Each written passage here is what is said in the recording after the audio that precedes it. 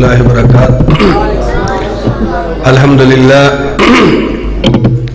الحمد لله الذي لم يتخذ ولدا ولم يكن له شريك في الملك ولم يكن له ولي من الذل وكبره تكبيرا.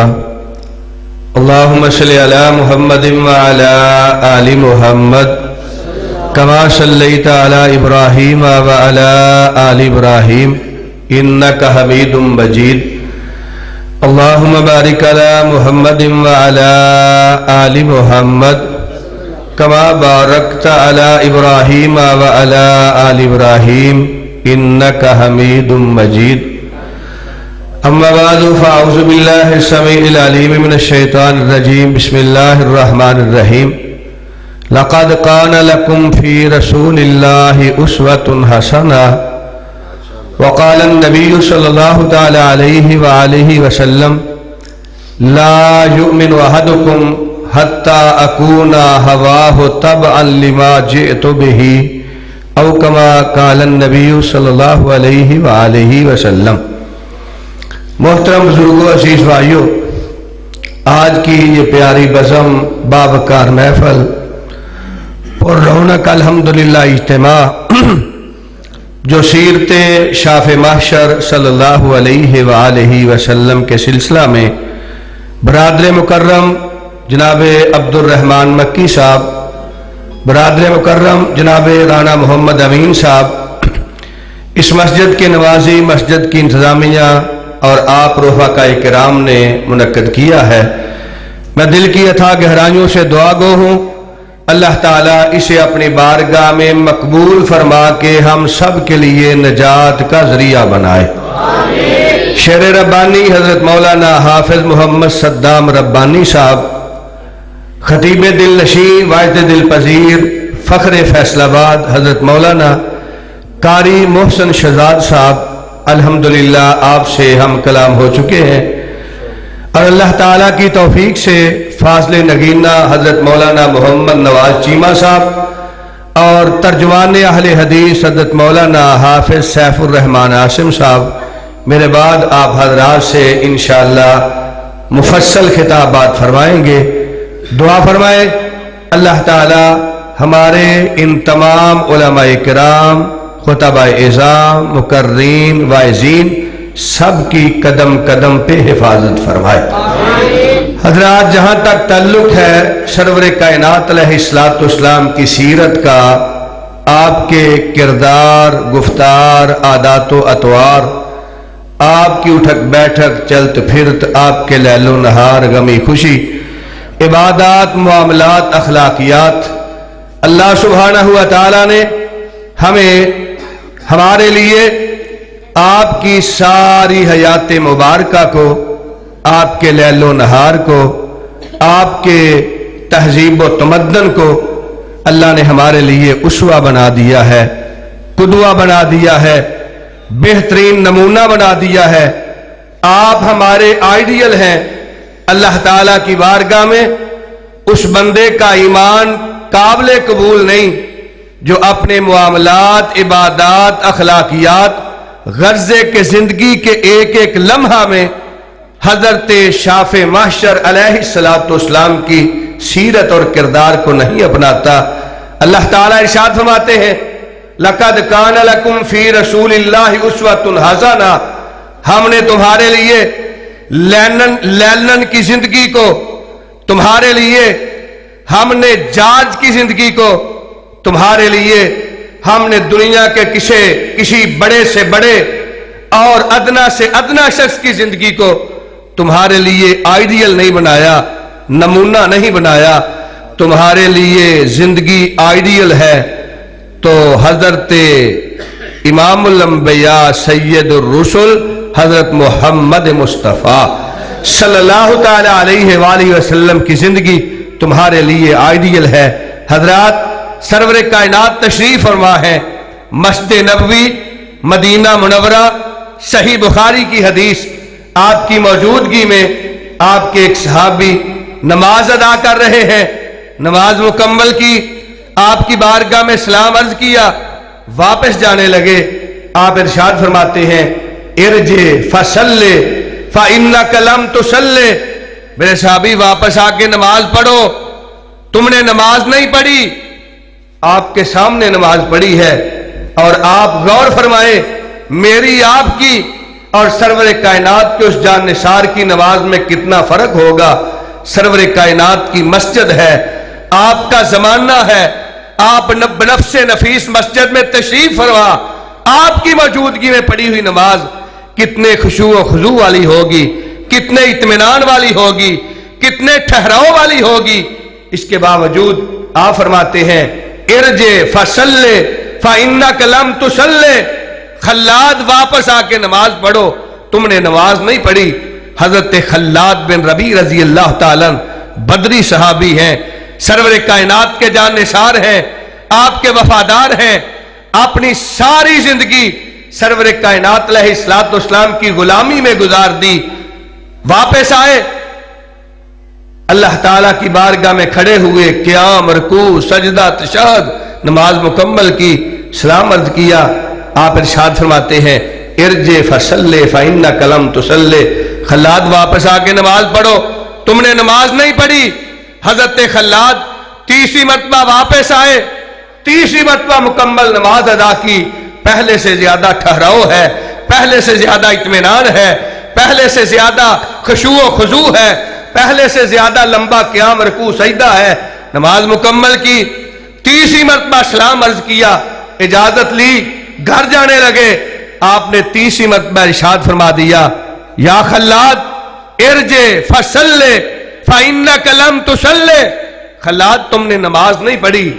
وہ با ادب تھے، وہ سرور کائنات علیہ السلام کا کما حقہ تعدیب، تکریم، تعظیم کرنے والے، آپ کی بارگاہ میں دو زانو ہو کے بیٹھ گئے۔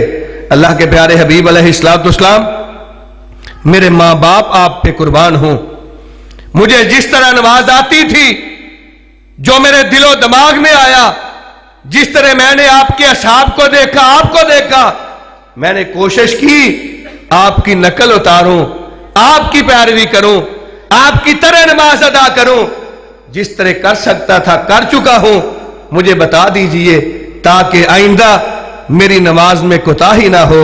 اللہ کے پیارے حبیب علیہ السلام کیا ارشاد فرماتے ہیں، کہا خلاد قیام کرو حتی تطمئن قائما ثم برکع حتی تطمئن راکعا ثم اسجد حتی تطمئن ساجدا۔ میرے خلاد، میرے بھائی، میرے صحابی، قیام کرتے ہو، میرے قیام کی طرح کرو، تمہارا دل و دماغ گواہی دے میں نے قیام صحیح کر کیا ہے۔ رکوع کرو، تمہارے جسم کے اعضاء اپنی اپنی جگہ پہ برابر ہو جائیں، تمہارا دل گواہی دے میرا رکوع سرور کائنات کے رکوع کی طرح ہے۔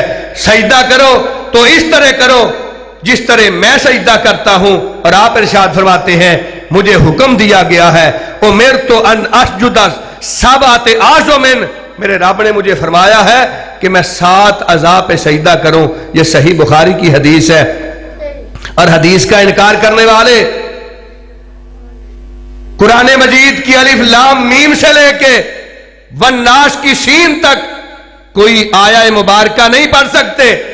اللہ نے سارے قرآن میں حکم دیا ہو کہ 7 اعضاء پہ سجدہ کرو، 2 پاؤں ہیں، 2 گھٹنے ہیں، 2 ہاتھ ہیں، یہ پیشانی اور ناک ملا کے یہ 7 اعضاء ہیں۔ میرے رب نے حکم دیا ہے 7 اعضاء پہ سجدہ کروں۔ حضرات جس طرح قرآن حجت ہے اسی طرح سرور کائنات کی حدیث حجت ہے۔ جس طرح کتاب اللہ کی وحی ہے اس طرح حدیث مبارکہ اللہ تعالیٰ کی وحی ہے۔ جس طرح قرآن مجید پہ عمل کرنا لازم اور ضروری ہے، اسی طرح شاف محشر کی سیرت پہ عمل کرنا لازم اور ضروری ہے۔ کہاں ملے گا 7 اعضاء کا سجدہ؟ یہ حدیث میں ملے گا۔ حدیث اللہ رب العزت کے فضل سے قرآن مجید اگر پھول ہے تو حدیث اس کی خوشبو ہے، قرآن مجید اگر اجمال ہے حدیث اس کی تفسیر ہے۔ حدیث کے بغیر اللہ کی کتاب سمجھ نہیں آ سکتی۔ اور حدیث مبارکہ شاف محشر علیہ السلام کی سیرت کا نام ہے۔ آپ ارشاد فرماتے ہیں مجھے میرے رب نے حکم دیا 7 اعضاء پہ سجدہ کروں، فرمایا میرے سجدہ کی طرح اپنا سجدہ کرو، میرے تشہد کی طرح اپنا تشہد کرو۔ غرض کہ نماز کی ایک ایک حرکت، ایک ایک سکنت میری پیروی میں، میری سیرت کے تابع کر دو۔ جب تمہاری نماز تکبیر تحریمہ سے لے کر سلام پھیرنے تک میری نماز کے تابع ہوگی، اللہ اس نماز کو قبول فرما کے تمہارے لیے جنت کے دروازے کھول دیں گے۔ نماز وہ مقبول ہے جو حضور اکرم کی نماز کے تابع ہے۔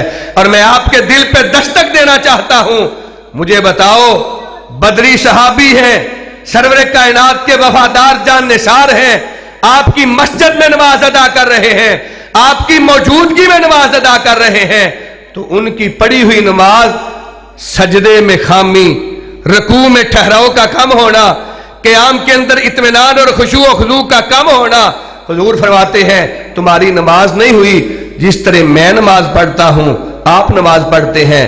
مجھے بتاؤ میری اور نماز کی کیفیت، میری اور آپ کی نماز کی کیفیت کیا ہوگی، میری اور نماز کی حالت کیا ہوگی؟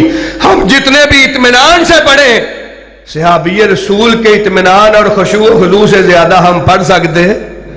لیکن کوشش کریں ہم سرور کائنات کی سیرت، آپ کی نماز کی نقل اتاریں، آپ کی پیروی کرنے کی کوشش کریں۔ حضرت خلاد بن ربیع رضی اللہ تعالیٰ عنہ فرمایا اللہ کے پیارے حبیب آج کے بعد میرے قیام رکوع سجدہ میں کمی نہیں ہوگی، آپ کی نماز کے مطابق نماز پڑھوں گا۔ فرمایا صلو کما رأیتمونی اصلی، رب کی بارگاہ میں وہی نماز مقبول ہے جو محمدی نماز ہے، جس کی نماز محمدی نماز نہیں وہ لپیٹ کے منہ پہ مار دی جائے گی، اللہ کی بارگاہ میں قبول ہو سکتی؟ آپ کی زندگی ہمارے لیے نمونہ ہے۔ حضرت حذیفہ رضی اللہ تعالیٰ عنہ سرور کائنات کے صحابی ہیں، مسجد نبوی میں تشریف فرما، ایک شخص کو نماز ادا کرتے ہوئے دیکھا، نماز مکمل ہوئی جانے لگا، کہا بھائی میری بات سنو، پاس بلایا، کہا اس طرح کی نماز کتنے عرصہ سے پڑھ رہے ہو؟ عرض کی اللہ کے پیارے حبیب کے صحابی مجھے یہ نماز پڑھتے ہوئے 40 سال بیت گئے ہیں، 40 سال کا عرصہ اسی طرح نماز پڑھ رہا ہوں۔ کہا تیری نماز حضرت شافع محشر علیہ السلام کی نماز کے موافق نہیں، اگر اس حالت میں تیری موت آ گئی، میں اللہ کے نبی کا صحابی اعلان کرتا ہوں تیری موت فطرت اسلام پہ نہیں ہوگی، تیری موت ایمان پہ نہیں ہوگی۔